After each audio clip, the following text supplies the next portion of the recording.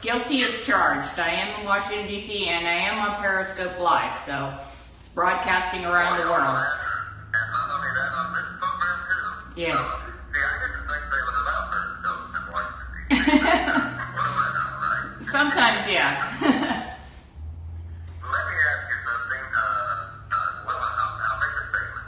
And I've mentioned this before. I've got a lot of friends that got so upset when Trump signed that promise bill. And oh my goodness, and there's 33 miles of barbed wire fence, and there's that amendment to it, and on and on and on and on. And I've learned, Kimberly, believe it or not, just kind of back off. Because this guy, he is a heck of a negotiator. Whenever he shoots out these tweets and you're saying, what the heck? It kind of comes around and he knows what he's doing sometimes. And lo and behold, I was going to say, we talked about this last week. I said that, right, it was right after he signed the omnibus that there was probably some sort of back deals that maybe had something to do with Mueller, and that also that they were looking at ideas for funding the border wall through the military. And lo and behold, this last day or two, we're getting more and more information, and it looks like the administration is going to do that that's their plan. And you talk to, politicos out here, you talk to military people who are very, have a lot of knowledge on this topic, especially having combat experience and actually guarding the border of other countries. And they said the only place for the border wall and the security really does reside with the military, because they're charged with protecting the United States. Now, we do have posse comitatus, which means we can't have military active on the ground in cities and whatnot, and we understand that. But this is actually the border where we're going to have, a double concrete wall of sorts, and it's going to be manned 24/7. They're talking about having quick response teams. If somebody is, if they trip a sensor or something goes off, they're going to have people that can get to the situation very quickly. You're talking about maybe relocating some of the military bases down to the border region, so it makes it a little bit easier for them to monitor what's going on the border. And this is actually something that, for the longest time, we've talked about this wall. I mean, how many years? This is actually something that, if the president plays his cards right, he can actually get this and check that box off and a promise fulfilled. I don't think he's going to not cover it. I just have a hard time believing that he won't get that wall built. He's I know you're up on a lot of this stuff, and way up there. But I got a list here of just a few things, and I didn't know this, but the president declared a human rights emergency, and he notified Congress that he was invoking the Balanced Budget Emergency Deficit Control Act, and I've got the numbers here. It's 1985.5. That opens up all of these new options. I mean, the guy, unbelievable. See, he didn't say, I'm going to pass that bill because I figured out how to get around it, and you guys are going to be in for a big surprise. He just didn't say nothing. every time we think that it's lost, he comes out with something like this. So, I mean, very unpredictable for sure. I'm really, I was just said about Planned Parenthood. I said, wait a minute, why in the world? Well, by making the declaration, Trump has just communicated that he has the authority to not spend any funds he doesn't deem necessary, Yeah. and to return them to the U.S. Treasury. So, funds for Planned Parenthood, he can just simply say, no, I'm not going to allocate the funds. I mean, wow.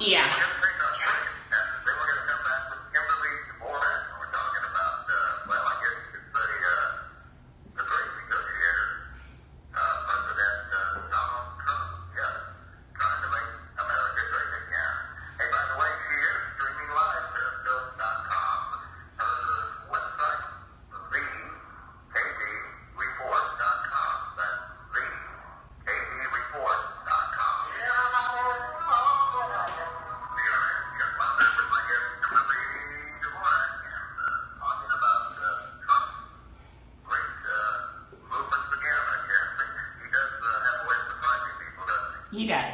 He does. And right now, it's my understanding that the issue of the border wall is being discussed, and a couple of plans put together by General Mattis, who's of course, the Secretary of the Department of Defense. Now, I mean, starting last week, started hearing a little bit more about this, so I kind of did a little more research into, is this something that's actually a viable problem? And of course, there's two camps on this. There's the one camp that just states that Congress has to appropriate the funds and the president cannot reappropriate those funds. Nixon did that, and he confiscated money and held it, and he got in some trouble over that, some hot water over that. So there's a staunch group saying that absolutely not, there's no way for the president to go after any of this money. But there is a built-in slush fund into the military, so he can go in and access that. And this country, we have people pouring across the border all the time, and he invokes this refugee problem, then there are other ways for him to he probably won't be able to get up to that 25 billion number that he wants, but he's certainly going to get close.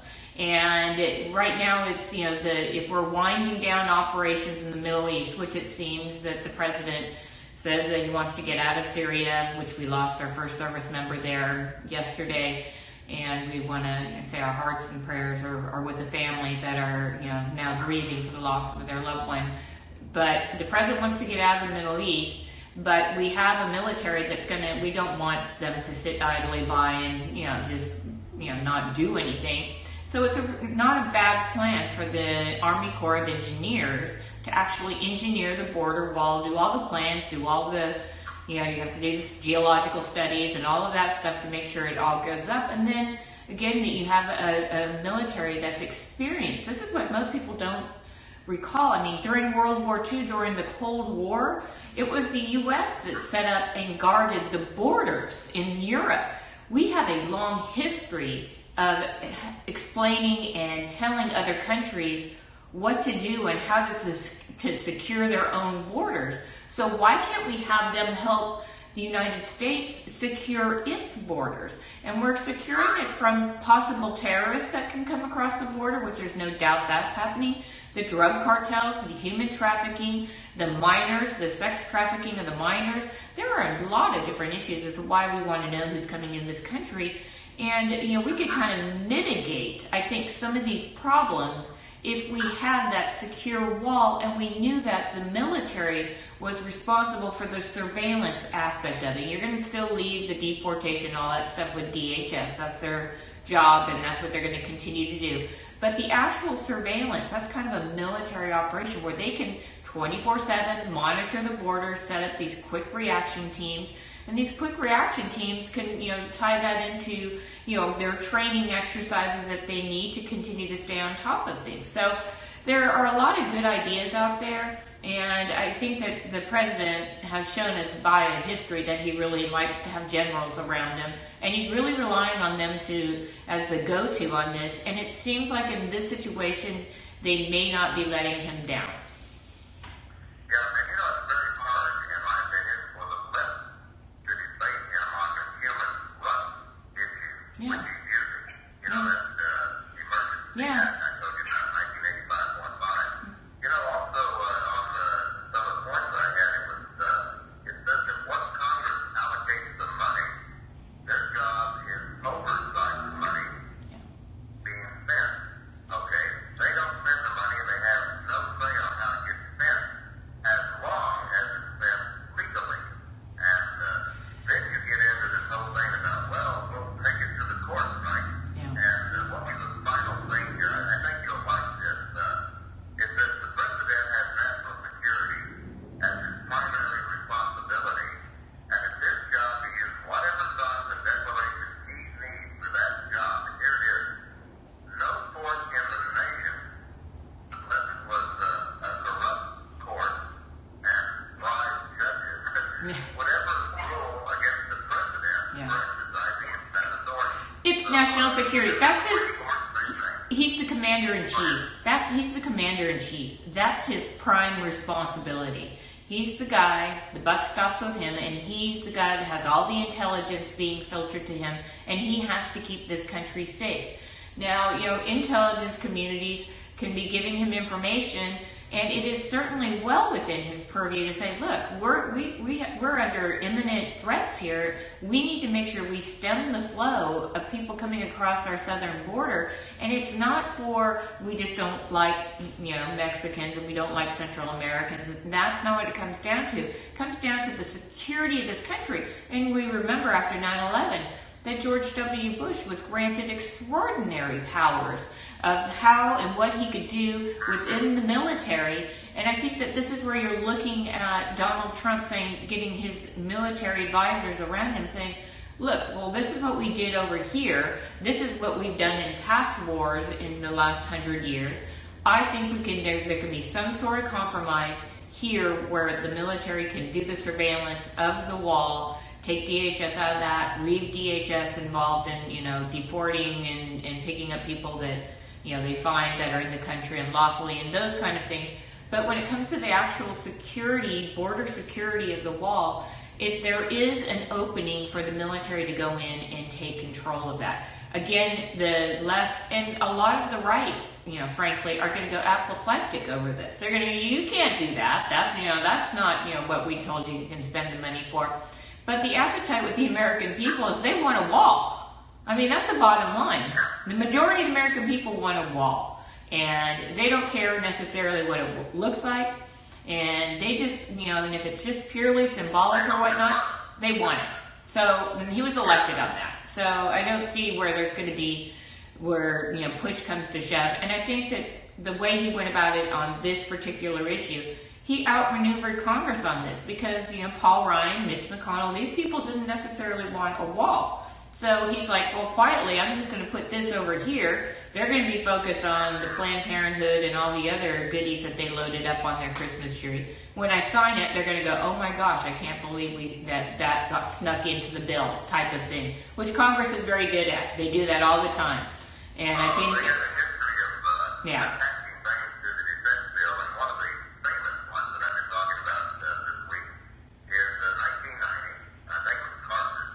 Yeah. Put a thing on the defense bill, got it passed, and what it was to make schools a no-state zone, and that's where that came about. Carter defense bill, so go get them, Trump. No, I think it was Clinton. I think you're talking about President Clinton, that he was the one where he declared all the gun-free zones on campuses, because I think you and I have talked about this as well. When I was in high school and I grew up, in Northern California, we had guns in our cars. We didn't shoot up everybody.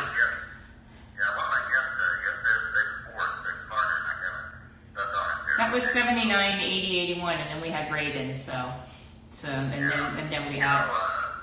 It could be worse, though. You could have a president that says, okay, I'm going to drop a bomb on another city and totally wipe out the population without, letting all you people know what I'm doing, right? Yeah, well, yeah, go ahead. Go ahead.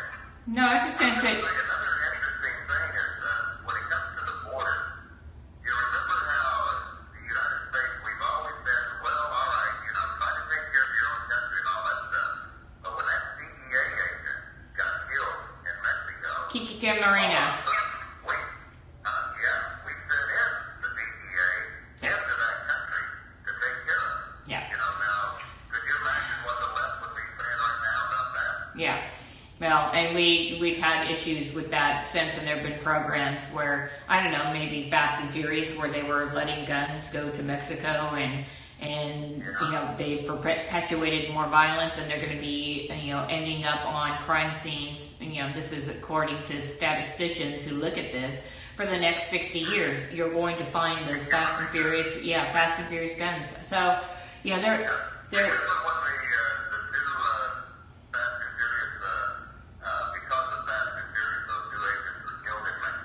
Yeah. And Obama did absolutely nothing. No. And they want the money to be honest. No. Well, I'll tell you. Go ahead. Yeah, no, I was going to say, that was also, that's where they also found another Fast and Furious gun, on the crime scene. These guns are the gift that will just keep on giving in the form of death in Mexico. This was a program that was initiated all by the Obama and Eric Holder administrations, and they just simply did not want, they say that they wanted to follow the guns so they could get to the kingpins. Well, I mean, this is the United States. And if we really wanted to deploy satellites and whatnot, if we really wanted to find where the head of the cartel leaders are, wherever it is in Mexico, we can find them. Now you just give it to, one of the, the Deltas or the SEALs or whatnot, and you let them go on their merry way. They can find these people. So I think with the Fast and Furious though, when, and I know we talked about this issue as well. It seems like we talk about a lot of these issues, but this was an issue where they were hoping that gun violence would get so bad that Obama then would have a national movement, kind of what we're seeing now, to take away guns from people. And they wanted to say, look, these American guns are killing people down there. They didn't want to mention the fact that they actually gave them to these people. That was just a small detail, but I think that's what the left has been trying to do, and they're trying to any way they can get at the Second Amendment. And I will just tell you, last night I was at a group with a whole group of military people, and we all sat down and we were talking about the Second Amendment, and some were saying, no, we need more restrictions. We got into very spirited arguments and discussion points, and that's valuable, because then we all walk away from it and we're still all friends. Well, at least I think we are. But, it's something where it's worthwhile to have the conversation. But in the end, I mean, the FBI missed this high school thing. I mean, so they're wanting to change and take guns away from law-abiding citizens, and it still wouldn't have fixed the problem that happened in Parkland.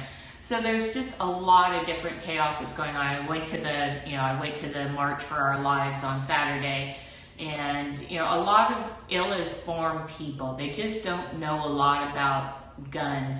And what they say, you're just sitting there going, you're scratching your head, literally going, that's just not the case. It's not legal to have machine guns in this country.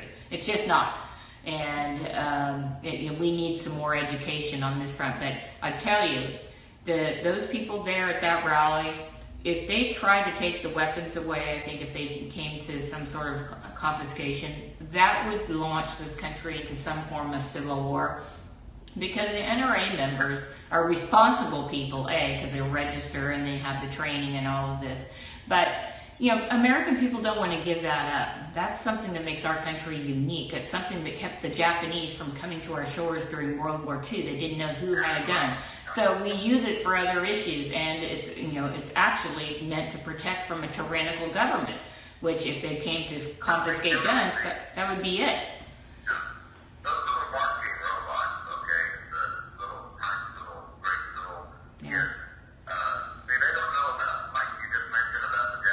Yeah. We're not going to invade the mainland because just about every single person in America has a gun, all right? And they're not teaching that to the children. No.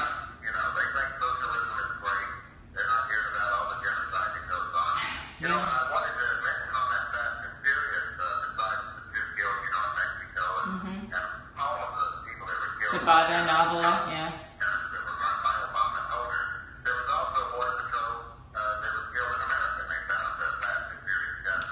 Terry, yep. Brian Terry. Thank you, Brian Terry. Yeah, boy, shame on me for forgetting his name. Yeah. No, I mean, it just, and that's when we first started learning about Fast and Furious. And of course, the people, the guys at the DEA that actually became the whistleblowers for this program were promptly treated to, getting shipped off and basically losing their livelihoods and treated so poorly because they thought that the American public deserved to know what was going on with these guns and what the U.S. government was doing it, and that this was the U.S. government program. This wasn't something that a few rogue agents was working on. I mean, the AG in Arizona had to resign in shame because of the program that he directed, and he was the one that signed off on it. So there were some high-ranking officials. Normally, we do the screw up, move up program. And a lot of agents that kept quiet actually did get to move up. But, it just, in this country, we have a lot of history in it, and we have a different history than, the other countries. And if, I saw a lot of these kids saying, oh, well, Australia took guns, and look how great it is and all this. And my thing to them is like, then great, go immigrate to Australia if that's what you really want. Go there. I mean, in Mexico, which is the second most deadly country in the world behind Syria, our neighbor is the second most deadly, and of course now Cancun is the murder capital of the world. How is not being able to own firearms working out for those people in Mexico, or working out for the citizens in Syria? Because they can't fight back against the government. They can't fight back against the cartels or the terrorists. I mean, it doesn't mean everybody has to own a gun, but you feel a little safer knowing that somebody came into your house and say the power was out for 2 weeks and they're hungry and they want to come in and take all your food, and you're like, well, I can't do that. I got a family to feed here and you're not going to take it. And they show a gun, then you're done. You're like, here, have it all. And then you starve to death. You're a capitalist. Yeah. No, you shouldn't be able to keep all that food to yourself. Exactly. We're going to take a break, Kimberly, and we're going to come back. And when we do, thanks to the mainstream media and the dumbing down of the education system, Obama actually used the words, and I think it was to Brady White. Don't worry, we're working under the radar on the Second Amendment. Yeah. And that had to do with mass hysteria. But, people don't hear about it. No. And don't forget it, bkdreport.com. bkdreport.com.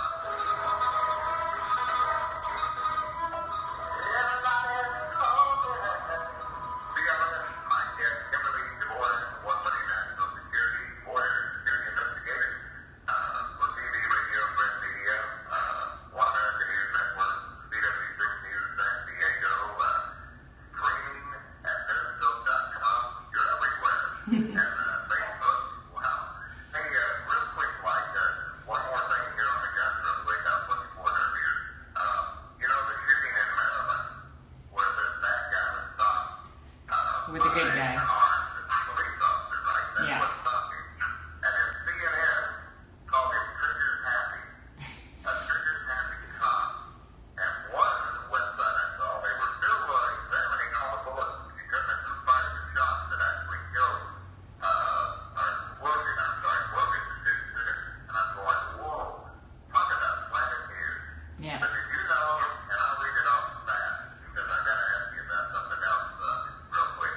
Anyway, in Maryland, what didn't stop that? They're saying, oh, we need more rules, tell the Republicans. And one teacher gave the students an assignment to write a letter. But anyway, they had an assault weapon ban, 10-round magazine limit, universal background check, exhaustive application to purchase a handgun, required handgun registration, licensing of the handgun owner, limited approval of concealed carry permit, prohibiting handgun possession for people under 21. He broke the law, carrying without a permit, some laws, discharging a firearm in public, and of course another big law, attempted murder. Yeah. Didn't stop them.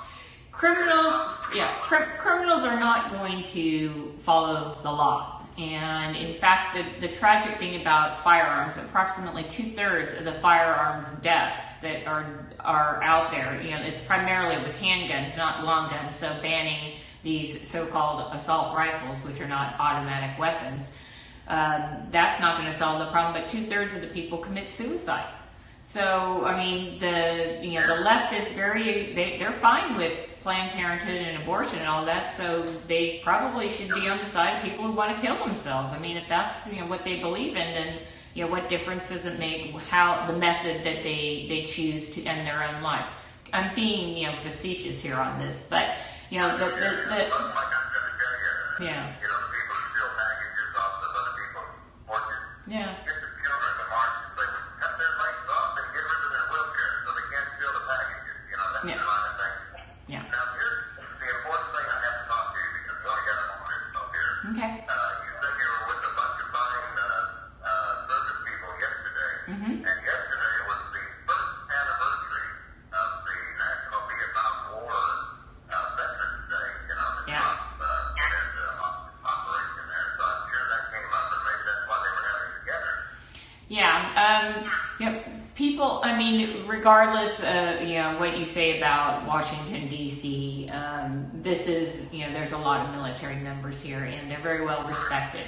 And, they look back, at history, obviously, and they remember their brothers in arms. And, they live by the mantra that they'll never forget. They're the first ones to say, we don't want to go to war, but if you ask us to go, we go. And it's about a one for all and all for one. And it's, I meet these people and I have the pleasure of knowing them, and they belong to the greatest club on this planet, and you can never take that from them. And I appreciate each and everything that they do. And they have the pleasure of knowing you, Kimberly Dvorak. And we're all out of time. Look forward to our next visit there. Probably same time, same station, There you go. Happy Easter and happy Passover for everybody out there. And you have a good Friday. I will.